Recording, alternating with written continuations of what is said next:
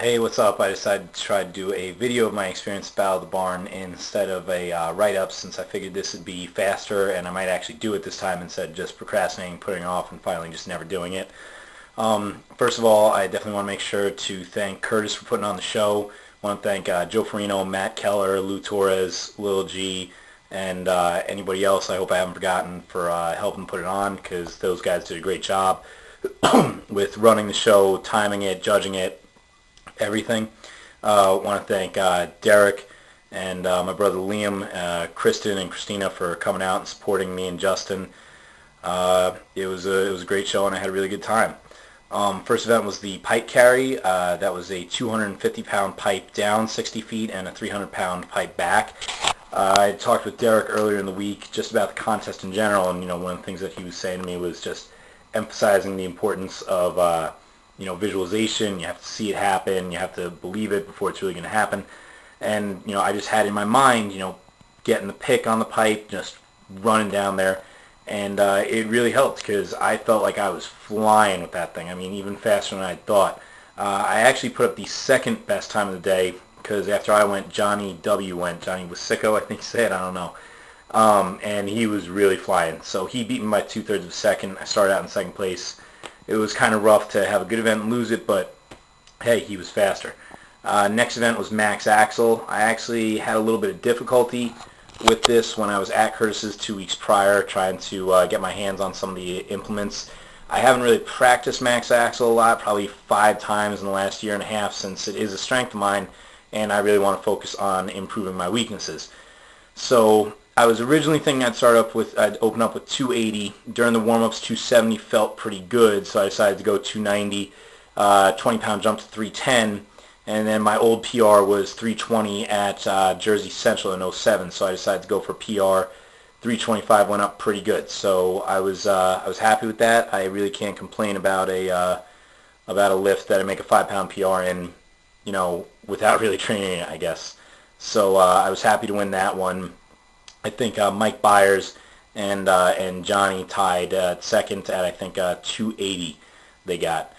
Third event up was tires. That was one that I definitely felt comfortable coming into. I had tripled the 900 that Curtis had, and that's in addition to being able to do our 900 tire 4 times, so I felt pretty good about it. It was just going to be a question of speed. I was able to one time the first 2 tires, and before having to transition the 3rd, 4th, and 5th on my knee. I was actually really hoping to get the 1,200-pound tire.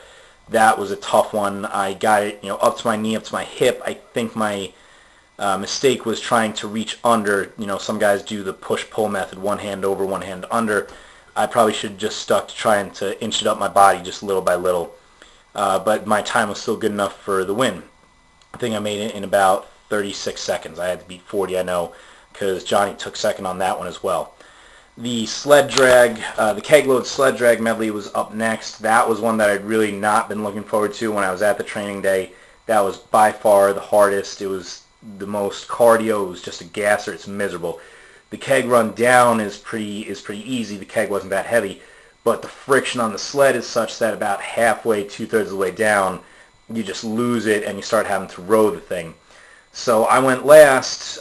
Since I was sitting in first place, I made it in 43 seconds, which was 2.5 seconds behind first place. Wouldn't have been as much of a problem, except that Mike slid into second place in between me and Johnny, so I dropped down to 3rd in that event. I was a half point ahead of Johnny going into stones, so he went right before me. He had a great run, loaded all 7 stones. The last stone was 405. So at the end of a 7-stone series, that's pretty good. I knew what I needed to do. I had to load all 7, and in a faster time than him. If I loaded, I'd be okay, because I think he loaded with about a half second to spare. And I felt like I had a real good run through the first 6 stones. I bobbled the first one, but other than that, it was pretty fast. And just could not load the 4th. I really tried to rest myself, tried to tacky back up. I cracked it off the ground, but it was just too heavy for me at the end of that contest. So I missed my first contest win by half a point. It was definitely very hard for me to take, what with, losing the pipe carry by 2/3 of a second, the sled by only 2.5 seconds. If Johnny had taken, I think, a second or two longer to load that 405, he would have been out of time, and my run through the first 6 was faster than his. But, all in all, it was a great show. It was a great day going back and forth with Johnny. Mike Byers was right in there the whole day, and he's a Masters competitor, so he would have, I have to believe he would have won any Masters division pretty handily. It was a great time seeing, Brett Somerville, meeting Babcock from the New York crew, and just getting to see a whole lot of new faces like Anthony Esquerdo. I hope that's how you say it. So as of now, I'm just looking forward to my next show, Clash of the Titans in Philadelphia, which is 3 weeks after Battle of the Barns, so about 2 weeks from now, and just getting back into it. All right, thanks for listening.